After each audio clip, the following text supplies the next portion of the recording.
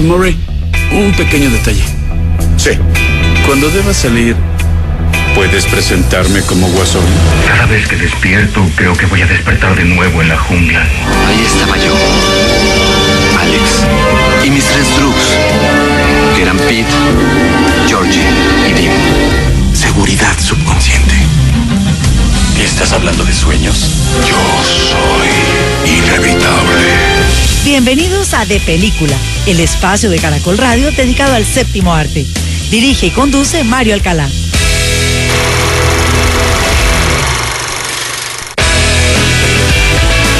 En De Película, el estreno.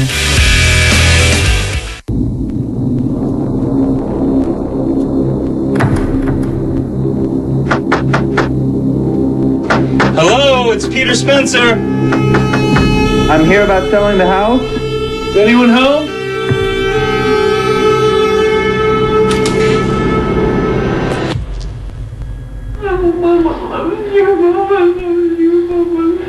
Hello.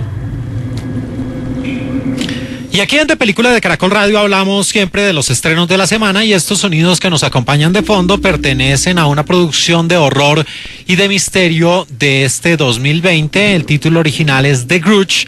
Ustedes la tienen ya en las salas de cine como La Maldición Renace, aunque pareciera que muere del todo. Una película de 1 hora 34 minutos de duración en coproducción de los Estados Unidos y Canadá. Someone was murdered at that house. Why did you never go into that place? Something never felt right about it. Y esta nueva versión aparece bajo el guión y la dirección de un hombre nacido un 18 de enero de 1990 en la Gran Manzana de Nueva York, en los Estados Unidos de América, Nicolas Pesce, que recibió gran reconocimiento por sus 2 trabajos anteriores en calidad de guionista y director. El primero de ellos, Piercing, una película del año 2018 con Mia Wasikowska, y también la producción del año 2016 que se convirtió de culto, The Eyes of My Mother, Los Ojos de mi Madre, una película del año 2016. Y ahora el señor Nicolas Pesce viene a tratar de revitalizar esta alicaída saga cinematográfica, y lo hace con un reparto de actores muy reconocidos. El primero de ellos es un fenómeno de la actuación surcoreana. Nació un 16 de junio de 1972 en Seúl. Se trata de John Cho. A este actor ustedes lo pueden recordar por ser ese padre inquieto que buscaba a su hija a través de las redes sociales de Facebook en compañía de una detective en la película Searching del año 2018. También fue el famoso comandante Zulu de la versión de Star Trek en el año 2009, y ustedes lo pueden recordar por ser ese famoso Harold Lee en la muy divertida película Harold and Kumar Go to the White Castle, en búsqueda de unas hamburguesas exóticas, en una película bien divertida en el año 2004. Y está acompañado John Cho por Demian Bichir, un actor que últimamente lo estamos viendo muy recurrente en el cine de terror. Él nació un 1 de agosto de 1963 en el DF, en el Distrito Federal, en la Ciudad de México. Fue nominado a un premio Oscar de la Academia por la película A Better Life, donde fue ese inmortal Carlos Galindo. Por allá en el año 2011 fue Méndez en Machete Kills con Danny Trejo, estuvo en The Hateful Eight, y ese papel reciente en el cine de terror fue el padre Burke, experto en demonios, en la película The Nun o La Monja del año 2018. Aparece una actriz llamada Tara Westwood, nacida en Manitoba, Canadá. Ella estuvo en Law and Order en la temporada de 2018 y también en la cinta de Tours del año 2016. Una mujer fascinante que cualquier mortal quisiera estar con ella, así sea en un tinglado de la lucha libre. Pues sí, es la gran protagonista de la muy buena serie de televisión de Netflix Glow, donde interpreta a Debbie Egan en las temporadas 2017 a 2019. Se trata de Betty Gilpin, nacida en 1986, un 21 de julio, y que también la vimos recientemente en Stewart, la cinta con Dave Bautista. Ella allí interpretaba a Becca. Aparece una fascinante mujer de un rostro precioso, de unas facciones tan cuidadas, tan interesantes. Ella nació un 20 de noviembre de 1981 en Inglaterra, en Northumberland. Se trata de Andrea Riseborough. Ustedes la pueden recordar por ser esa mujer que acompañaba a Tom Cruise en la cinta Oblivion del año 2013, cuyo rol era bien excéntrico, un poco misterioso en esa cinta futurista del año 2013. También fue Laura en Birdman del año 2014, fue Mandy Bloom en la cinta Mandy del año 2018 en el género del terror, y fue Wallis Simpson en una de las tantas versiones que se ha hecho de esta historia de amor, W.E. del año 2011. Y finalmente complementa este reparto Lynn Shay, una actriz nacida en Detroit, Michigan en 1943. También ha estado en varias películas de terror, incluyendo algunas de las entregas de Insidious y Dead End en el año 2003. Hello?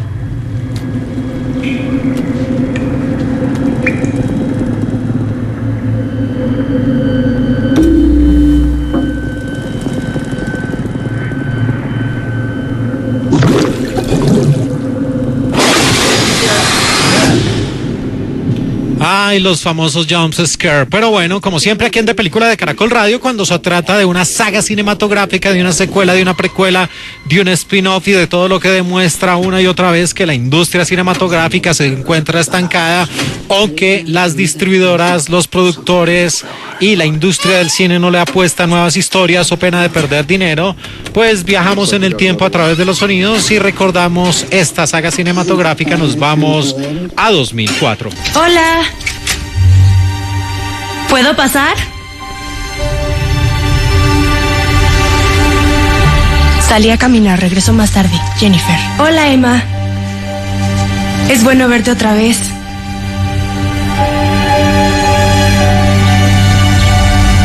¿No te acuerdas de mí? Soy Yoko. あ、そんなんで遊んでちゃダメですよ。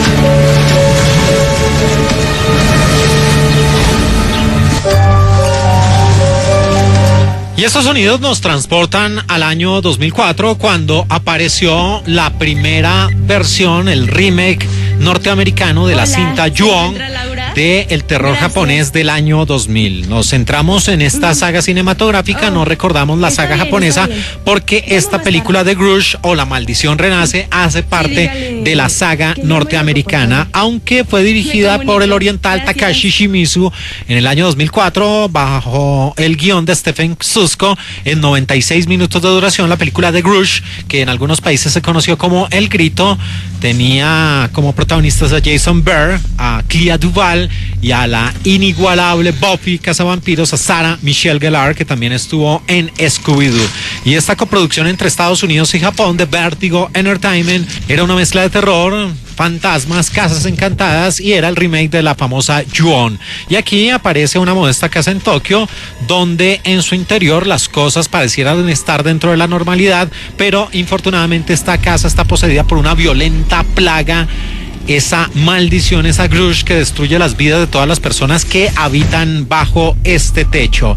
Y esta maldición hace que las víctimas mueran poseídas por un ataque de ira poderosa que hacen que se conviertan en un arma de destrucción, podría decirse masiva, y que causen daño a su alrededor. Y lo peor es que cada muerte causada por la maldición provoca el nacimiento de una nueva víctima, por eso se le considera una plaga y por eso pareciera nunca acabar.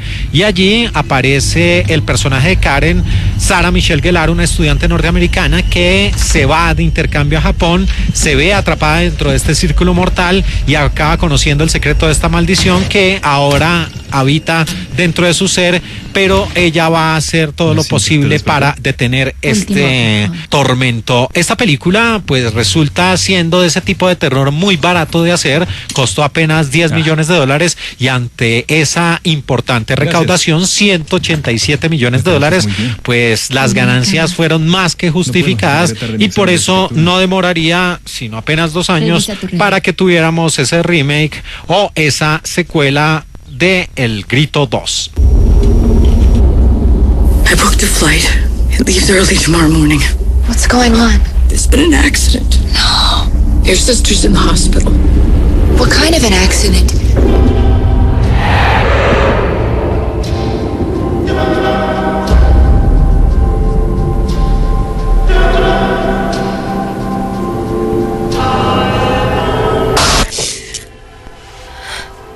Tranquilos, no se asusten, hace parte de los efectos sonoros de The Grudge 2 o El Grito 2, la cinta del año 2006 de 102 minutos de duración, donde nuevamente el señor Takashi Shimizu se puso la camiseta y donde nuevamente el señor Stephen Soska era el encargado del guión en una película donde nuevamente aparecía la hermosa Sarah Michelle Gellar en compañía de Edison Shen, Amber Tamblyn y Jennifer Beals.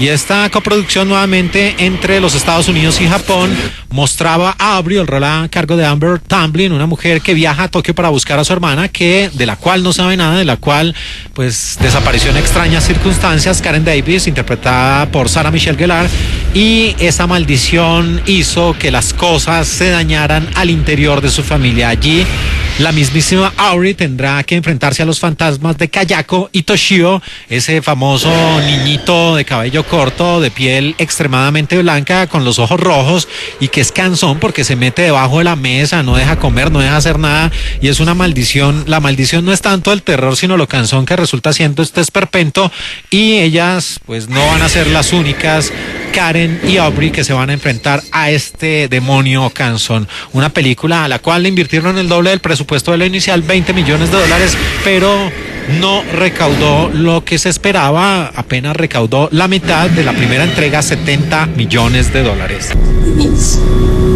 don't leave me in here. Jake, I promise I won't be long. She'll kill me before you get back. You're very safe here. All right, nobody's gonna harm you. We're only locking the door because we're worried you might try and leave again. I left because she was in here. Why? Why are you doing this to me? I promise you, Jake, I would never let anything bad happen to you. Y con estos sonidos avanzamos hasta el año 2009 con la tercera entrega de Grudge 3 o El Grito 3. En la dirección estuvo Toby Wilkins, el guión estuvo a cargo de Brad King, y como protagonistas aparecían Shawn Smith, Matthew Knight y Jonathan E. Brady. Y la coproducción nuevamente se presentó entre los Estados Unidos y Japón con Stage 6 Films y mostraba una tercera entrega de esta saga iniciada por Takashi Shimizu con Ju-On en el año 2000, y que después este mismo director se trasladó a los Estados Unidos de América para construir esta franquicia. Y esta película entre Japón y los Estados Unidos llegó a sumar 7 entregas y mostraba una historia ya traída de los cabellos. Ya no sabían qué más contar. Ya la primera hermana había estado en intercambio, el rol a cargo de Sarah Michelle Gellar. Ya la segunda hermana, Amber Tamblyn, se fue a buscar a su hermana y también fue víctima de la maldición. Y ahora en una película que parecía no hacer parte de esta saga porque era completamente atemporal, la maldición se traslada a un instituto psiquiátrico, a una institución para el cuidado de enfermedades mentales, donde un personaje de estos pues empieza a ser atormentado por los recuerdos del pasado, y allí la maldición, porque sí, porque ese es el guión, porque la historia tenía que seguir, llega a esa institución psiquiátrica y los asesinatos y las muertes se van a presentar de la misma forma, y el mismo demonio cansón pues va a cambiar su forma. Aquí va a aparecer en forma de niña, muy parecido a Rinko del Aro, ya los cabellos largos y las consabidas escenas de la bañera y de este monstruo arrastrándose por las paredes. Pues el fracaso fue total, una película que ni siquiera recaudó el porcentaje que se invirtió en su presupuesto y se convirtió en un completo fracaso que enterró la saga, bueno, hasta ahora, hasta nuestros días, con la llegada de esta maldición renace modelo 2020. Em, are you alone in the house right now? Are you alone? Will you help me, please? You'd help me. Help me. Please. Y pasando a la historia de esta maldición renace, aquí la historia a manera de flashback empieza a trasladarse como la plaga que es, persiguiendo a sus víctimas desde el propio Japón hasta que ese espíritu vengativo maldice a una joven madre de familia y la persigue hasta su hogar en los Estados Unidos. Y allí con esa maldición, dirigiendo sus actos, enajenándola, convirtiéndola en un ente sin razón, sin alma, sin escrúpulos, asesina brutalmente a su marido y a su hija y se convierte en el objeto de la investigación de los dos grandes protagonistas de esta historia, la detective Muldoon, interpretada por la hermosa Andrea Riseborough, con el apoyo de su compañero Goodman, el rol a cargo de Demian Bichir, que en medio de estos deberes que le implica la investigación pondrá su vida en juego para descubrir la verdad, la terrible verdad que ocultan esas paredes de esa casa en Estados Unidos. Y aquí la detective Muldoon es un personaje que muestra a una madre soltera.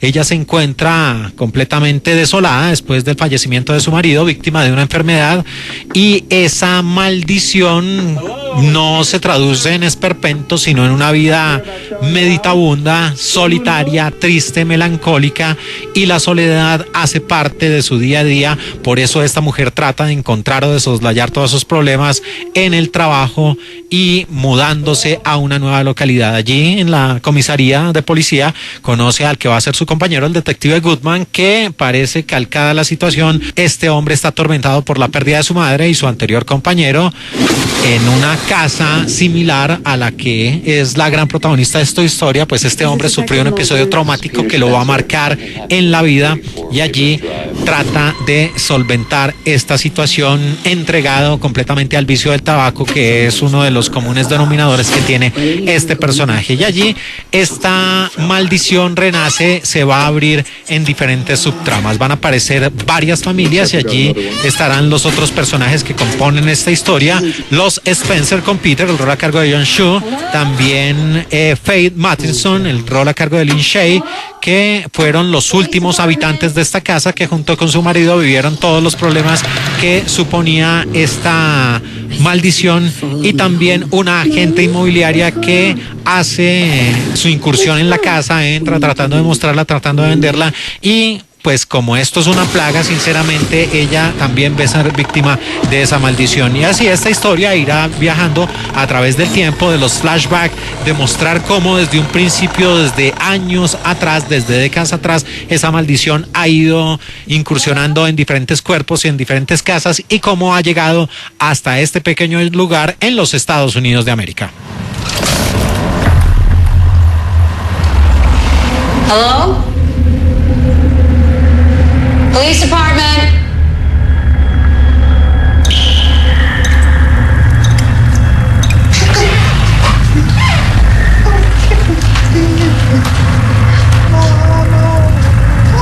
Mrs. Matheson.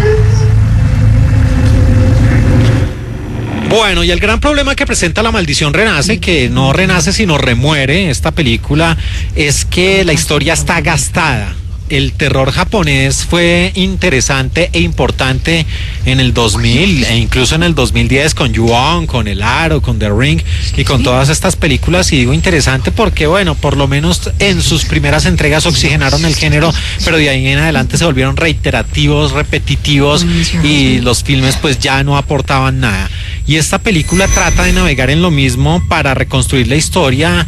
Utiliza el recurso de los flashbacks de manera ya exagerada, y la película no trata o no tiene una línea a seguir. El espectador fácilmente se desconecta del metraje, precisamente porque la película salta y salta y salta, tratando de explicar el origen de la maldición, tratando de mirar atrás en el tiempo donde fue que se generó este incidente, y por eso no existe una historia en la actualidad que atrape a la audiencia. Además de esto, vuelve y juega el famoso tema que tanto criticamos aquí en De Película de Caracol Radio, los jump scare. Ese es el único recurso al que acude el director Nicolas Pesce en esta película, porque aquí, como escuchamos de fondo, la música es tensionante, las escenas resultan siendo supuestamente perturbadoras, pero al final lo que se produce es la misma situación donde el personaje está solitario o está siendo acechado por esta maldición, por estos esperpentos, y cuando no es el personaje en cuestión,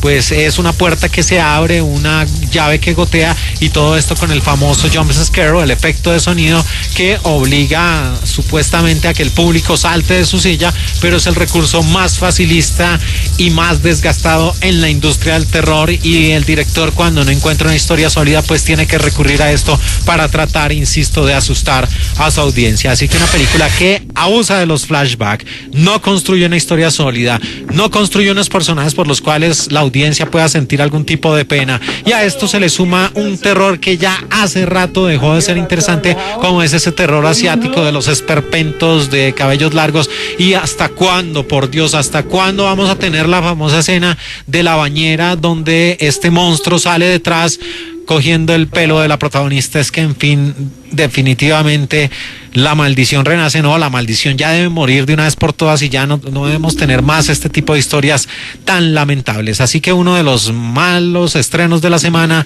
La Maldición Renace.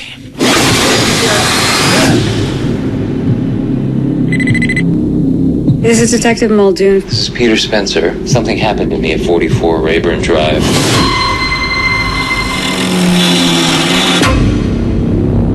Someone was murdered at that house. Why did you never go into that place? Something never felt right about it. Disfrutan de película el tráiler.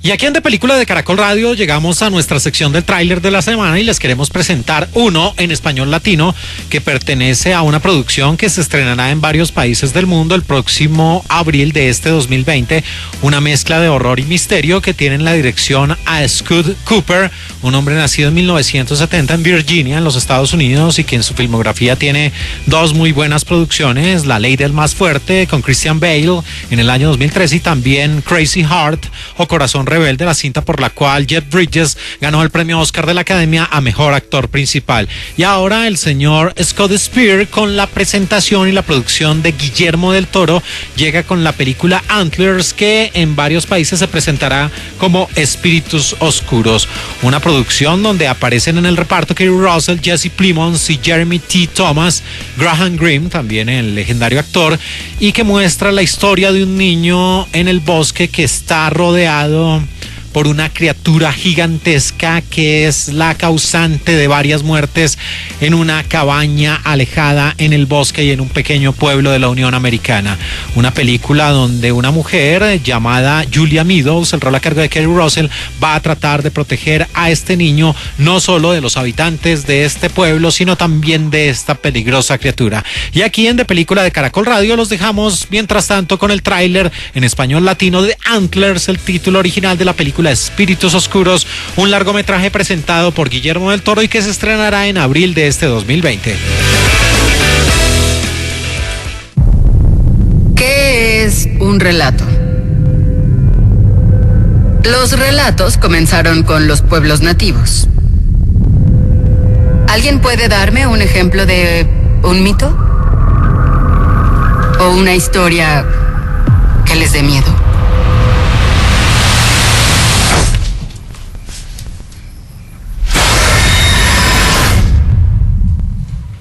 Lucas.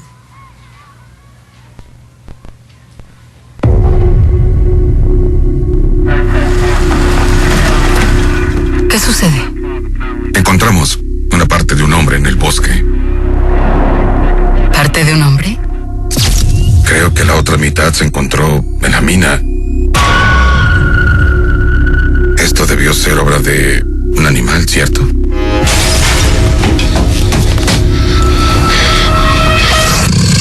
Ningún animal que haya visto antes. Algo está pasando con Lucas. Estos dibujos son de uno de mis estudiantes. Eso es lo que estaba en la mina. Es un espíritu diabólico. Disculpe, esto es un mito. Para ti, sí.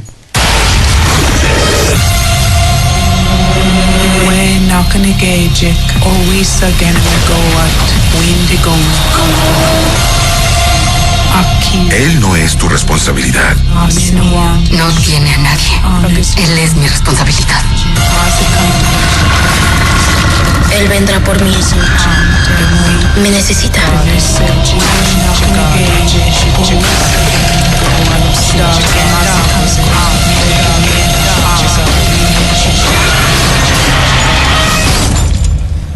Está aquí.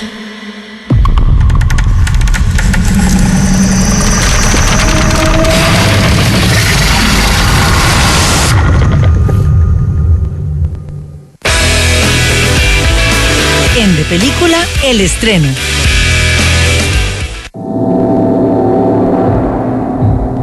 Being a part of something like this is a tremendous thing.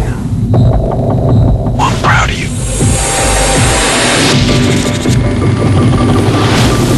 Morning, Sergeant. Gentlemen, whoever's making these has an answer for the deaths of 24 American soldiers in the past 12 months. And every day we don't find them is another day an American soldier could come home in pieces. Y aquí en De Película de Caracol Radio seguimos hablando de más y más estrenos de la semana. Y estos sonidos que nos acompañan de fondo pertenecen al tráiler en el idioma original de una película de 1 hora 27 minutos de duración, una coproducción entre España y Estados Unidos, hablada en inglés, del año 2019, cuyo título original es The Kill Team. Ustedes la tienen ya en las salas de cine como Escuadrón de la Muerte, y es una mezcla de acción, drama, suspenso, pero sobre todo tiene como hilo argumental, como telón de fondo, las operaciones norteamericanas en Afganistán. You saved 10 of ours. You're telling me that's not right? You think that man was innocent? He didn't deserve to die. They're cooperators. Andrew, tell me what's going on.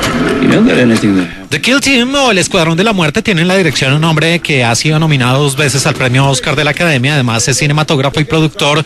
Es Dan Krause, un hombre que nació en 1972 en los Estados Unidos. Se educó en Berkeley, ganó un Independent Spirit Awards y fue nominado al premio Oscar a Mejor Documental Corto. Y ahora llega con una película que él en el pasado, en el año 2013, hizo en calidad de cinematógrafo, pero a manera de documental, The Kill Team, y ahora lo convierte en un largometraje. También estuvo como cinematógrafo en The Life of Kevin Carter, una película que también tenía que ver con la guerra, y en Extremis, una producción del año 2016 hecha para Netflix. Y Dan Krause tiene un reparto de actores muy reconocidos. Aparece un sueco nacido en Estocolmo un 25 de agosto de 1976, muy reconocido en el campo femenino, Alexander Skarsgård. Ustedes lo pueden recordar por ser Eric Normand de la muy buena serie de televisión vampírica True Blood, eso en las temporadas de 2008 a 2014. También fue Michael al lado de la hermosa, preciosa, única e inigualable Kirsten Dunst en la muy buena película de Lars von Trier, Melancolía, en el año 2011. Fue Charlie, una suerte de villano en el remake con la nueva versión de Perros de Paja o Straw Dogs, eso en el año 2011. Y fue recientemente John Clayton o Tarzán en la versión del hombre que fue criado por los monos en el año 2016. Y complementan el reparto de esta película de Kill Team o El Escuadrón de la Muerte, Nat Wolff, un hombre que además es compositor musical o de música para película, es actor. Él nació un 17 de diciembre en Los Ángeles, California, y fue ese ingenuo, ese hombre que tenía cara de bobo, sí, hay que decirlo así, pero que vivía profundamente enamorado como Quentin, en una película que recibió fuertes críticas en el año 2015, Paper Towns o Las Ciudades de Papel, al lado de la inigualable y alucinante cara de Levine que estuvo en Suicide Squad. Este hombre también estuvo en la película Stella's Last Weekend, y Nat Wolff lo vimos como Oyster en la producción Semper Fi del año 2019. Aparece también en este Escuadrón de la Muerte Adam Long, un actor nacido un 25 de abril de 1991, tiene 28 años de edad, fue conocido por su aparición como Lewis en Happy Valley en el año 2014, y también estuvo en Don't Take My Baby del año 2015 siendo Tom Spencer. Y finalmente aparece Jonathan Weissel, un actor nacido en Canadá, en British Columbia, un 28 de agosto de 1991. Estuvo como Robin en Los Escalofriantes Aventuras de Sabrina en el año 2019. Hey Briggsy, do me a favor, go get the targets. You think we're gonna shoot you or something? Y ya pasando a lo que es la historia del Escuadrón de la Muerte, modelo 2019, la cinta de Dan Krause, aquí aparece el personaje de Nat Wolff interpretando a un soldado llamado Andrew Brickman, que recién llega a una de las primeras excursiones, al primer tour en Afganistán. Este es un infante que tiene puestas las esperanzas en destacarse. Su padre estuvo relacionado de alguna forma con el ejército norteamericano y él quiere dejar huella y ser uno de los comandantes, o por lo menos estar encargado de un escuadrón y no precisamente de la muerte. Y en los primeros minutos esta película deja entrever de qué va, porque nos muestra una situación en la cual estos soldados están tratando de entablar algún tipo de relación, o por lo menos hacerse entender frente al pueblo afgano, pero infortunadamente en uno de estos episodios, uno de estos hombres que luce como un simple campesino o como una simple persona que está en el lugar equivocado, activa una carga explosiva, cargándose la vida de varios soldados norteamericanos. Desde ese instante, pues estas unidades empiezan a tener más cuidado y allí entra en escena el villano de turno, el sargento Dix, el rol a cargo de Alexander Skarsgård, un hombre radical, de malas costumbres, de métodos poco ortodoxos, que utiliza o enarbola las banderas de la guerra para hacer las cosas según mejor le parezcan, y en ese orden de ideas, pues este hombre empieza a cometer actos que van en contra del servicio, asesinar civiles a sangre fría en extrañas circunstancias, sin ningún tipo de protocolo de guerra, ni siquiera media los derechos humanos, ni mucho menos. Este hombre puede eliminar a cualquier persona y las hace pasar como bajas de guerra.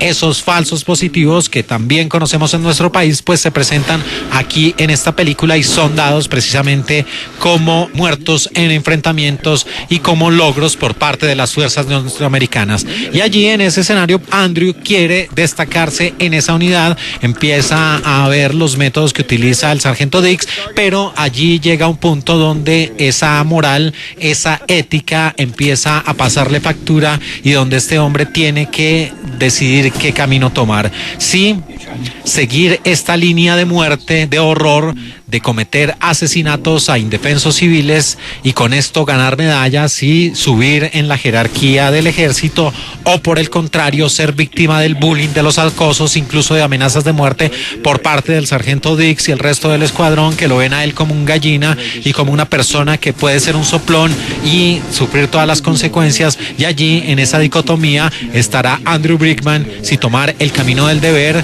o el camino incorrecto, el camino de la muerte. You think we're gonna shoot you or something?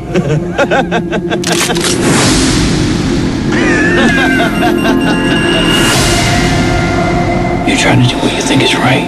The problem is, you don't even know what right means. Leave me alone. You are alone. Andrew? I don't know what to do anymore.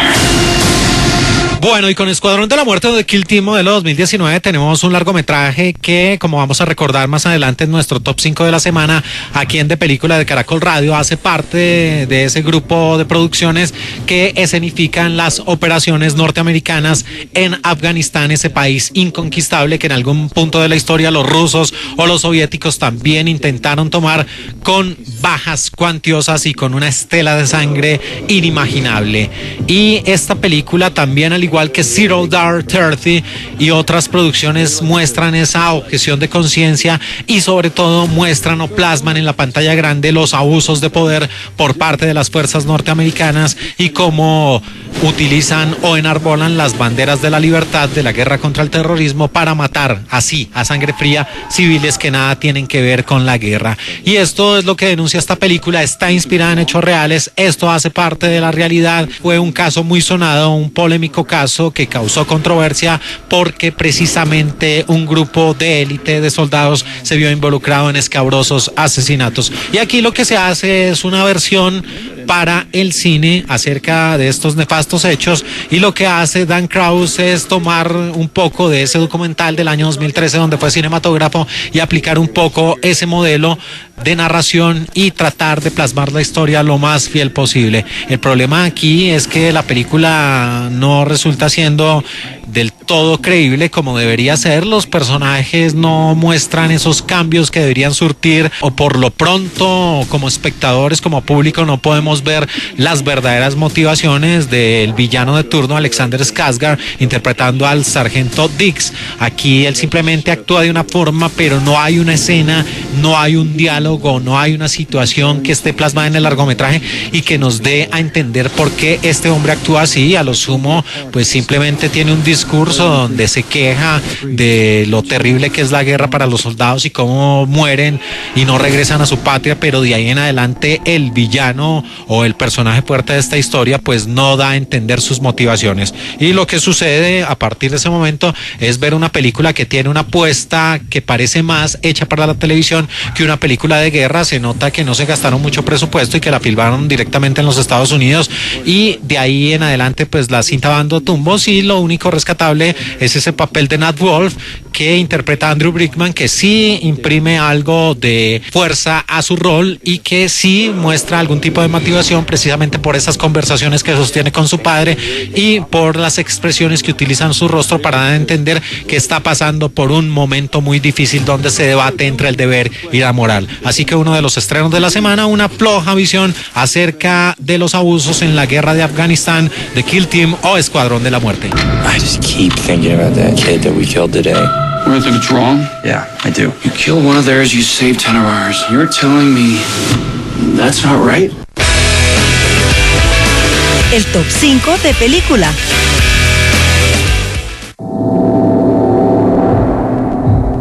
Being a part of something like this is a tremendous thing.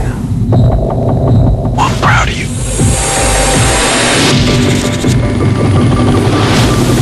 Morning, Sergeant. Gentlemen, whoever's making these has to answer for the deaths of 24 American soldiers in the past 12 months. And every day we don't find them. Y aquí en De Película de Caracol Radio llegamos a nuestro top 5 de la semana, un vistazo al pasado con base en el presente.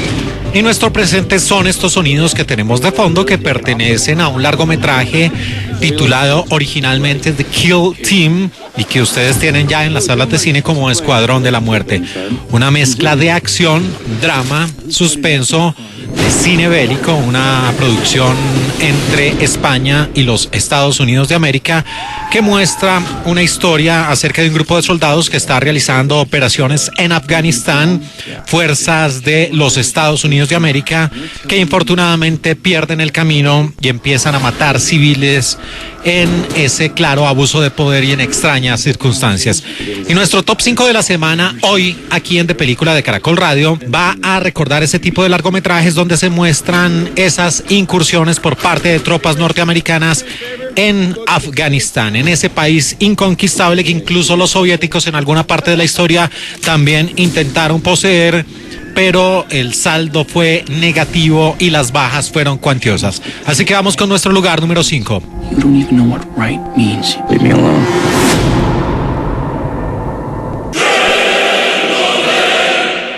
Número 5.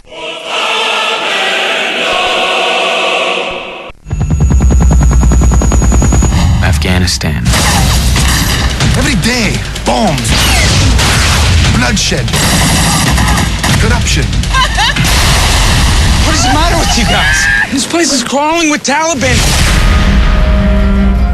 I am Mateen. This is Luke. Well, let me guess. Journalists. This place has its own rules. You can't just come here and tell them what to do.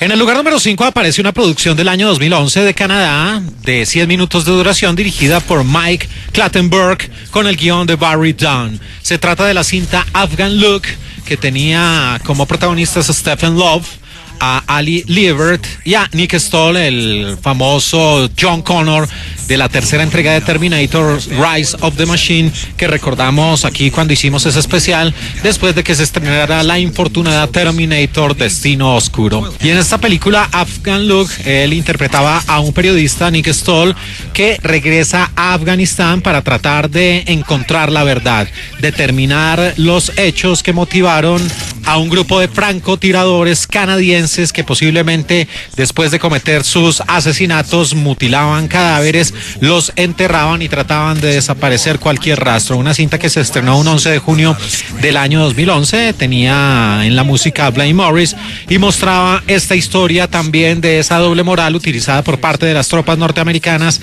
y cómo a veces se pasa esa línea del deber y se cometen asesinatos enarbolando las banderas de la libertad. Del año 2011, Afghan Look.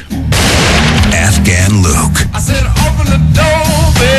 They're not the real Taliban. What do you mean they're not the real Taliban? They're fakes. They're wannabes, like the Wannaband. You're telling me we were kidnapped by the phony Taliban?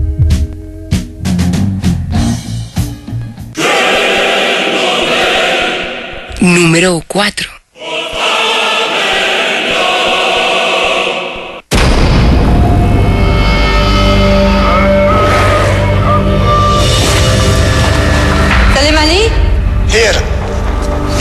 I need your help. I'm so sorry. I had no choice. Elsa, leave now.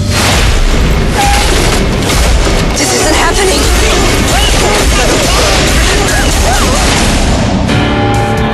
We have an elite forces unit that's prepared for combat.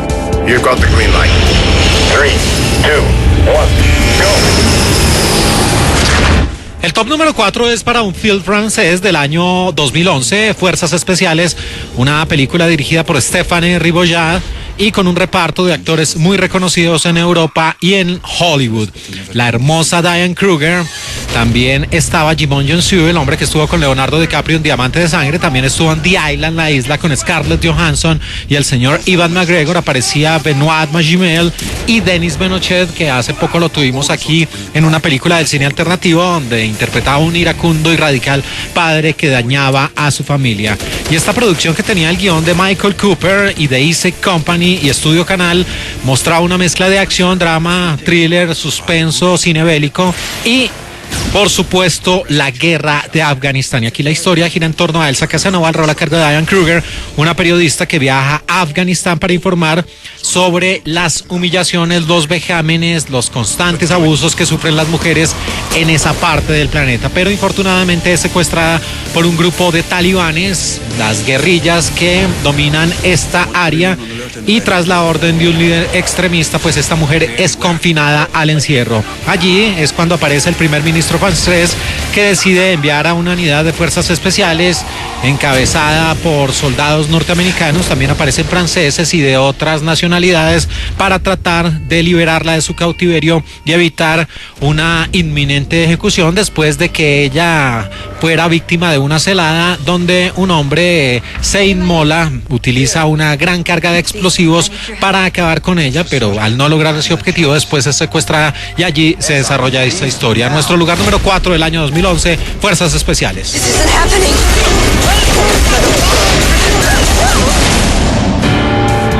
We have an elite forces unit that's prepared for combat.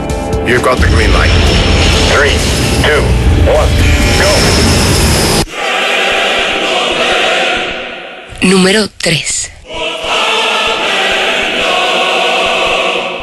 We are here to build, to protect, to support the civilian population. To that end, we must avoid killing it at all costs. We can't help them and kill them at the same time. It just ain't humanly possible.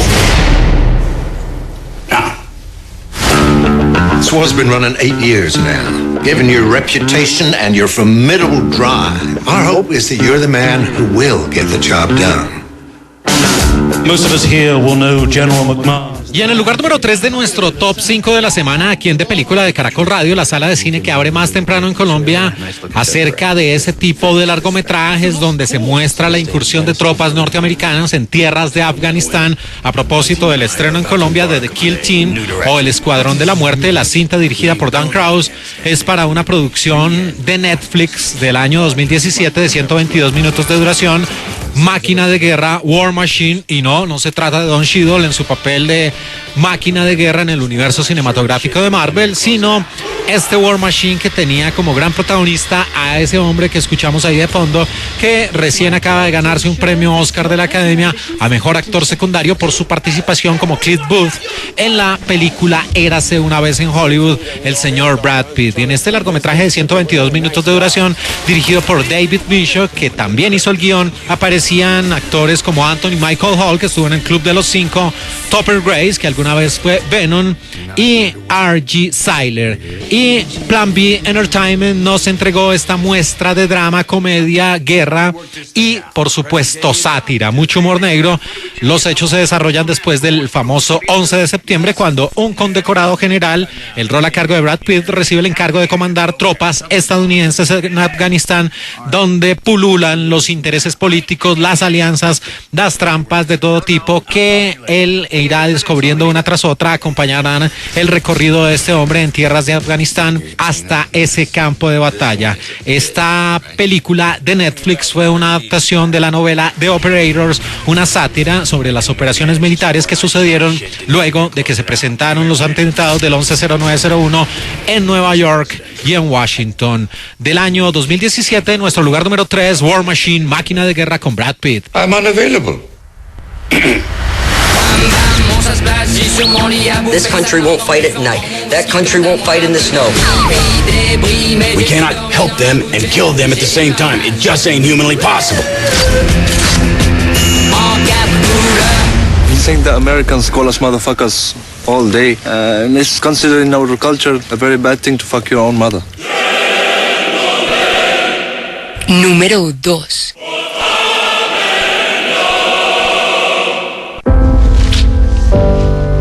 You taking me to school again? And picking you up. Daddy. 2 planes have crashed into the World Trade Center in an apparent terrorist attack. What is that, part of some drill? Ain't no drill. 19 men attacked our country. The 12 of you will be the first ones to fight back. How do you love your family and leave them to go to war? I have 2 hours. I'll be really quick. Not a chance. Holding out is the only way I can guarantee you come back to me. War's gonna be over in like a week. I don't care how long you're gone, as long as you come back.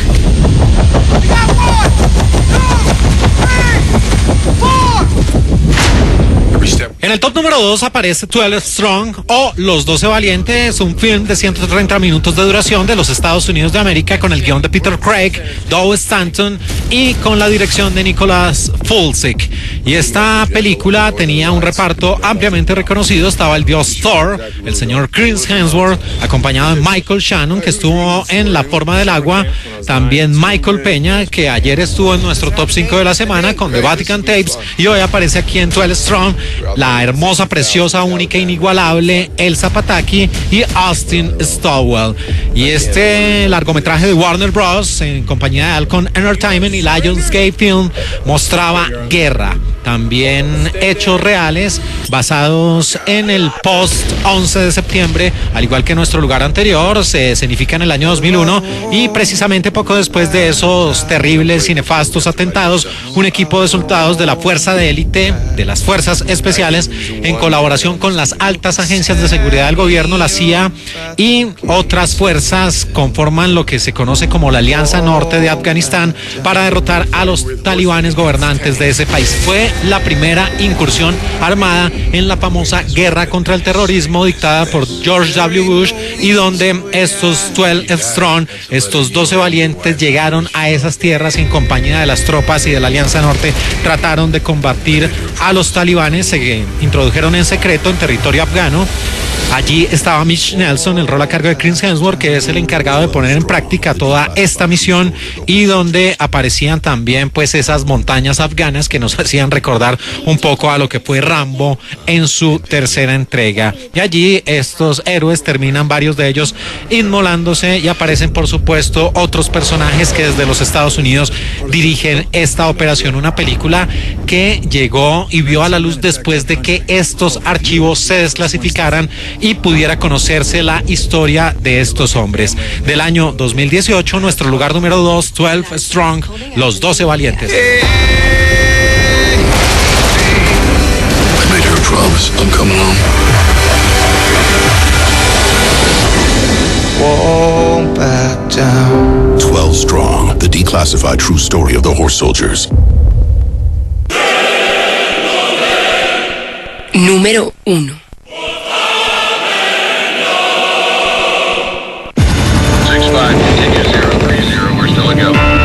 Hey, LT. Yeah. Is that redhead a bridesmaid? Melissa? Cute one from the Coldplay concert. That's Melissa. Is she coming? She's a bridesmaid. Yeah. Is she coming? She's a bridesmaid.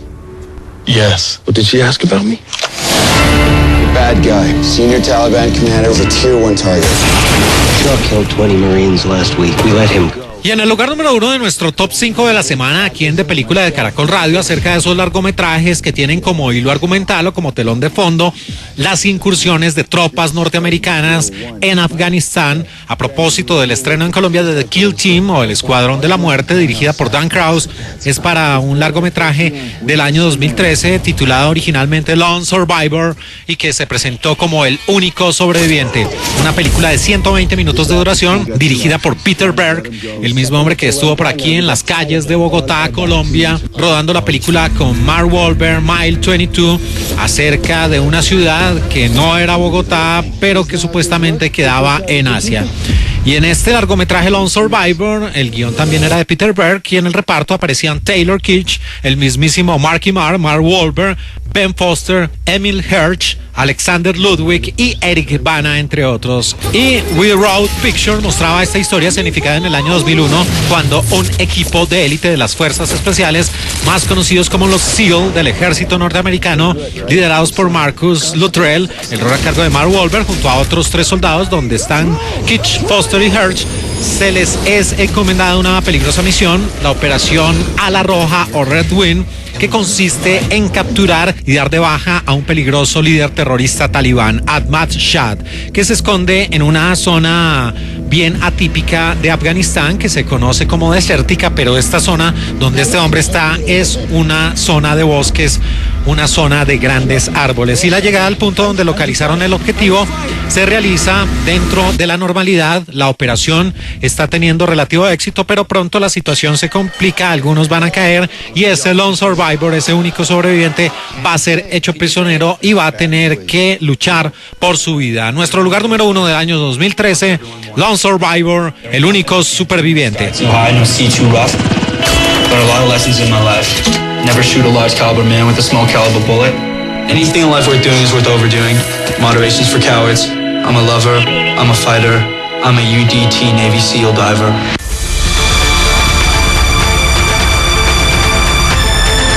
Una banda sonora de película.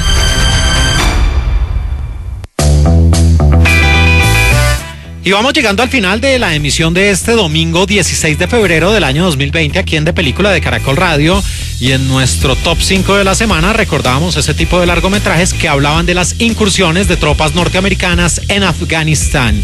Y dentro de los sonidos en War Machine, la película con Brad Pitt, se colaba una rola maravillosa de 1977 de Plastic Bertrand, un hombre que nació un 24 de febrero de 1954 en Bélgica, Roger Allen François Jouret, más conocido como Plastic Bertrand, que pegó este hit en 1977, Ça Plan Pour Moi, y que es una de esas canciones que ha sido utilizada en varias películas, incluyendo War Machine, incluyendo Los Three Kings o Los Tres Reyes con George Clooney en 1999, en Las 127 Horas con James Franco en el 2010, en El Lobo de Wall Street con Leonardo DiCaprio en 2013 y en Ruby Sparks del año 2012. Por eso viene bien a esta hora de la mañana aquí en De Película de Caracol Radio meterle toda la energía con Plastic Bertrand y con su rola de 1977, Ça Plan Pour Moi. Y nuestra cita es el próximo fin de semana para conectarnos una hora el fin de semana de 4 a 5 de la mañana con este mágico mundo del cine aquí en De Película de Caracol Radio, la sala de cine que abre más temprano en Colombia.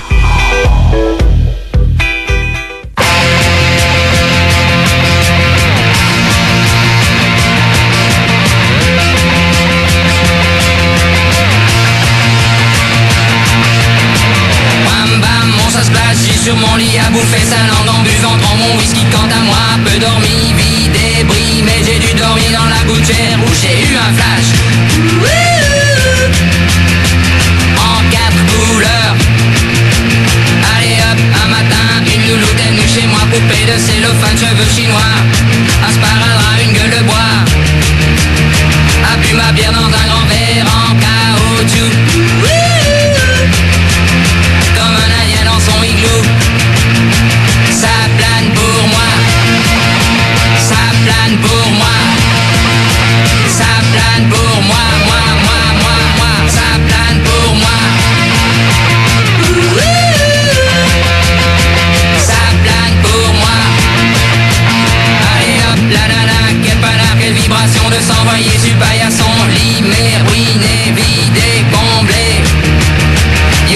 king of the divan, qu'elle me dit en passant.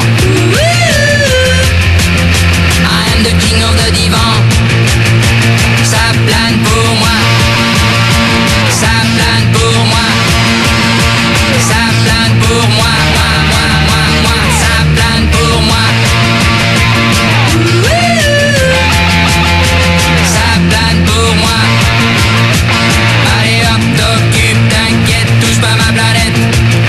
It's not today que le ciel me tombera sur la tête et que la colle me manquera.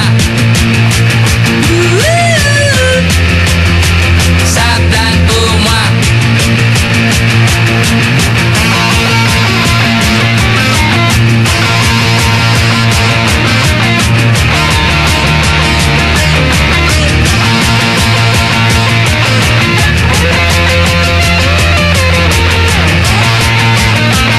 Allez hop, banana, c'est tiré, c'est barré, enfin c'est marre à tout casser.